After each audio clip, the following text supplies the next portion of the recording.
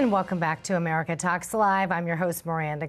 Let's take a look now at some of the other big stories that are making headlines on this Tuesday. Politico reports that President Trump was blindsided by the collapse of the GOP's health care bill.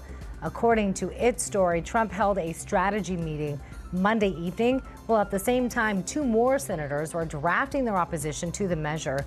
Trump reportedly had no idea those statements were coming. Meanwhile, a new poll shows that Hillary Clinton is still more unpopular than Trump. That's according to Bloomberg. Just 39% of Americans view Clinton favorably, 2 points lower than President Trump's score at 41%. The National Rifle Association fires back at the Washington Post in a new video. You people do more to damage our country with a keyboard than every NRA member combined has ever done with a firearm. Your paper's new slogan may read, "Democracy dies in darkness." It should say, "Journalism dies at the Washington Post." This comes after Washington Post writer Alex Horton wrote an article questioning why the NRA is focusing on politics rather than Second Amendment rights. Dennis Hastert has reportedly been released from prison in Minnesota. Records show that the former Speaker of the House has now been transferred to a re-entry facility in Chicago. He was convicted of sexually abusing teenagers while he was a wrestling coach. And ratings for Megyn Kelly's Sunday night show hit a new low this past episode. Variety reports that her show had a little more than 3 million viewers. That's the lowest since the show began. All right, now that you're all up to date, let's bring in our political panel. Joining us from Newsmax New York, we have Metro Papers columnist and political analyst Ellis Hennigan. Also with us via Skype, we have Freedom Watch founder and former federal prosecutor Larry Klayman. Thanks, gentlemen, for joining us. Good afternoon, Miranda. It's good to see you. Hey, Miranda. Hi, Larry. Hey, we haven't been on for a while, Ellis. How you been? Oh. I know. It's good to be with you, man. See, it's nice to see the love right now. Now, will that continue though? Yeah, we can still be friends, can't we? That's all right. Yeah, maybe Congress could learn from this. All right. Sean Spicer proves once again that you don't need video to become the spotlight of attention. This time, the White House press secretary grabbed attention after he accused the Democratic National Committee of colluding with Ukrainian officials to help Hillary Clinton during the 2016 presidential election. There's been a lot more interest in recent days with respect to what the DNC did in coordination with the Ukrainian government to try to collude and achieve a goal of having someone removed, which ultimately did happen. Now, Spicer says due to the renewed interest in this topic, he's willing to dig a little deeper into what happened. Of course, this all comes after Politico reported on an investigation that it did back in January. We talked about it here on America Talks Live. It claimed that Ukrainian government officials tried to help Clinton and undermine Trump by publicly questioning his fitness for office. They also allegedly released documents implicating Paul Manafort in corruption and researching damaging information on Trump and his advisors. So here's Democratic Congressman Adam Schiff responding to that very report on ABC News this week.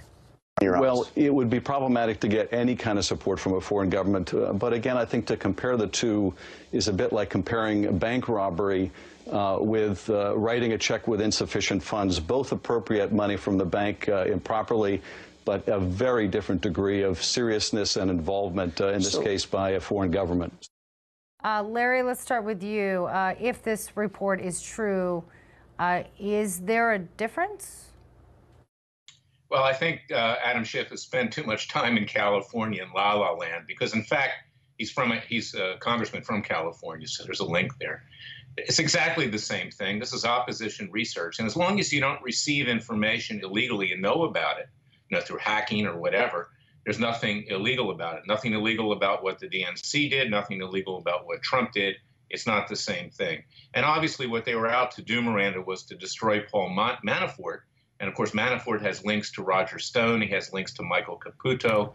They've all worked together in the past. This was to, in effect, destroy some of the people that were advising President Trump in the election campaign. And I might add, I'm of Ukrainian descent.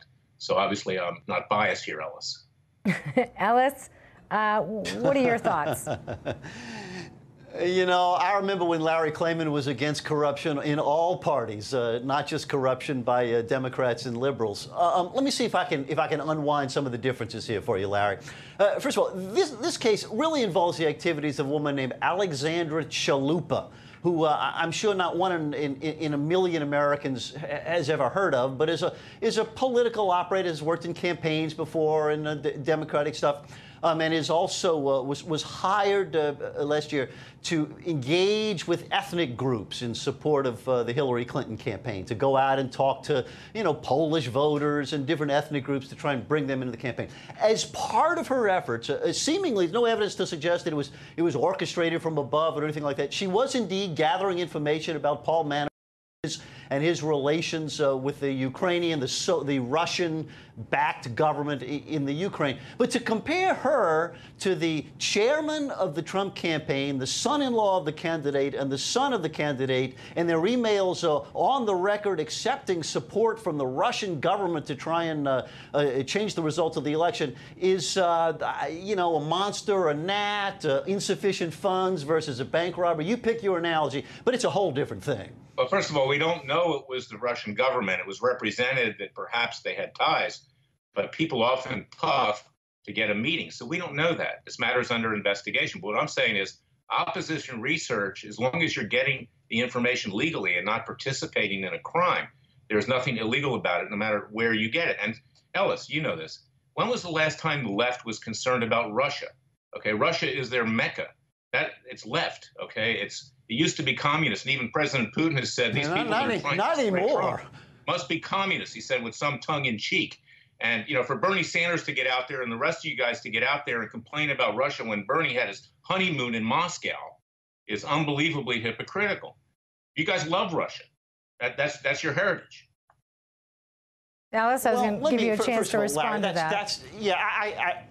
I do need to respond to that. I mean, Larry, first of all, it's ridiculous. Second of all, it's about 40 years too late. The government in Russia today is so very different from the dreadful government in the Soviet Union before. I mean, both to be denounced, but to equate them is a dramatic misreading of the developments of the last, I would say, half century in America, right?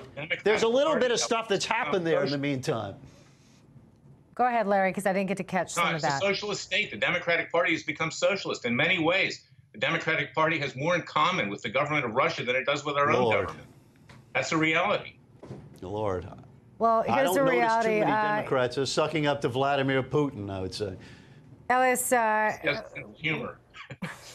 I want to move on now. Let's talk, if we can, a little bit about your article in light of several Democrats and even a few Republicans, as you mentioned in your article, are calling for Jared Kushner. That, of course, is the son-in-law of the president, to lose his security clearance. You wrote a new article titled, Trump's America, Time to Fire the Kids. Why do you think President Trump should fire his kids? Well, listen, Miranda, it is always problematic when the boss brings the spouse or the children to work, right? Either you're too easy on them or you're too tough on them. The other employees resent their presence there. When they mess up, if you fire them, Thanksgiving dinner gets really uncomfortable. But the fact of the matter is that the relationship of these kids to this administration has been nothing but trouble. Not one of them is qualified for the positions that they hold. Those who don't hold official positions keep meddling in the official government of the United States. And if Donald Trump wants his presidency to survive, he really needs to bring in some people who know what they're doing, not all this nepotism. And I think, frankly, most of my conservative friends agree with that. Ellis, that's so do you agree? Ellis, as much as I love you, you're a nice guy. I'll stipulate to that as a lawyer. But Hillary Clinton, as first lady, according to Linda Tripp and everybody else, ruled the school. She ran the White House counsel's office. She came up with the first failed health care plan a long time ago during the Clinton White House. She was, in effect, a de facto vice president.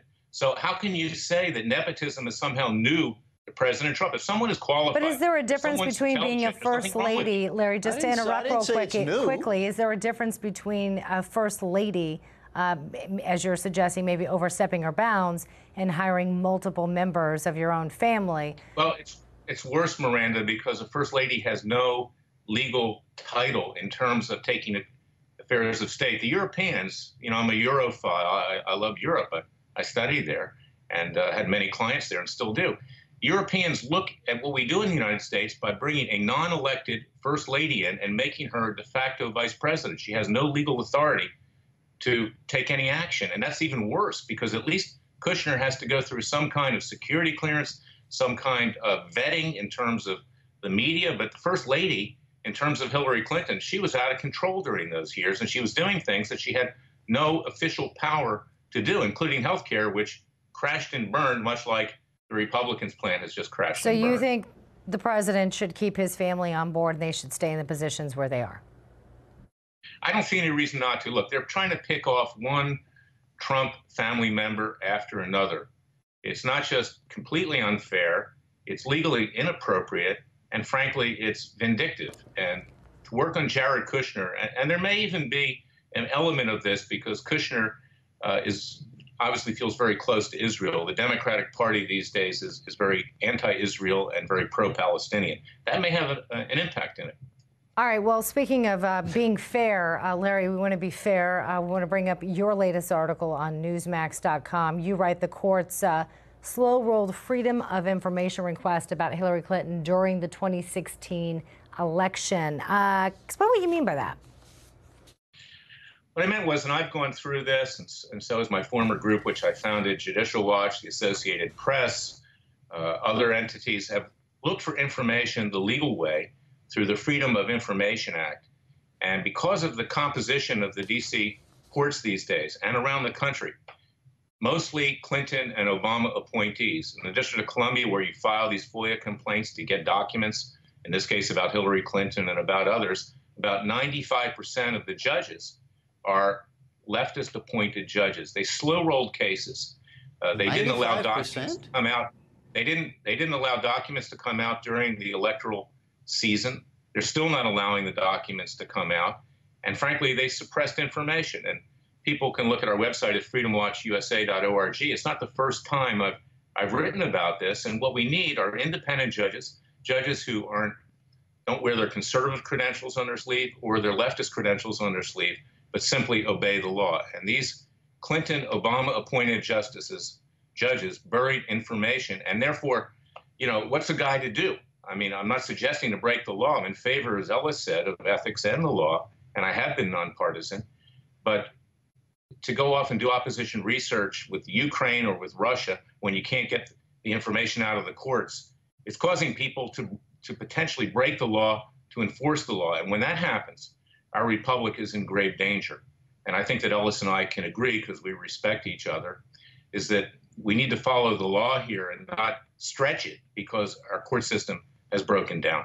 So, Larry, you're suggesting, though, that both the president and Hillary Clinton stretched the law? I just want to make sure you used the term alternative means. I'm saying that it's preferable not to go to a foreign government to ask for help to get information when your own court system is completely broken and has gone into hibernation. And I'm not saying it was the right thing to do. I wouldn't do it. I ran for the Senate in Florida. I didn't do stuff like that. And I don't advocate.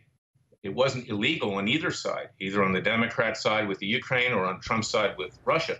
But the fact that they're looking for information outside of our legal system is extremely dangerous when our legal system has broken down. And as a lawyer and as someone who believes in the legal system, and I do, or I wouldn't have founded Judicial Watch and now Freedom Watch or run for the Senate in Florida, it's very troubling to me, and I think it's very dangerous that we have these judges who wear politics on their sleeve. And in fact, President Trump, whether you like him or not, he hasn't won one lower court decision because every single judge, without exception, was Clinton or Obama appointees. I go through this on a daily basis. And I know that sometimes when I get favorable decisions from a conservative judge, it may not be because I had the best argument. It may be because politically they agreed with me. Ellis, I want to go to you because we only have about a minute remaining. I just want to kind of go to Larry's point that he tries to make in his article. Do you think the lack of independent judges forced the Trump campaign to use, again, using your term, Larry, alternative means to get information about Mrs. Clinton? No, I mean, it just sounds like an excuse. Here's what I think. I take as a given, Larry, that politicians of all parties want to hide stuff, right? Democrats, Republicans, both sides. And it's the job of the media, and it's a job of advocates like you to try and pull that stuff into the light of day. I would just plead with you, Larry, to shine some of that energy and some of that light onto something other than all these right-wing causes. I mean, for instance, I could agree that Bill Clinton would have been better off if Hillary were not in the administration. But I wish I could get you to say, listen, you got to get rid of these Trump kids. This isn't helping our country. It's nepotism. They're incompetent, and they're leading us down a bad path. Well, maybe you guys can try to work that out. Unfortunately, gentlemen, we are going to have to leave it there. But you guys are friends, so maybe you can talk through this. Larry Klayman, Alice Hennigan, gentlemen, always a pleasure to have you guys on. Enjoyable. Thank you. Coming up, we're going to get some of your responses to our poll for today. We've been asking you, should former Fox News host Bill O'Reilly return to cable news? What you think? Coming up. Also go to Newsmax poll.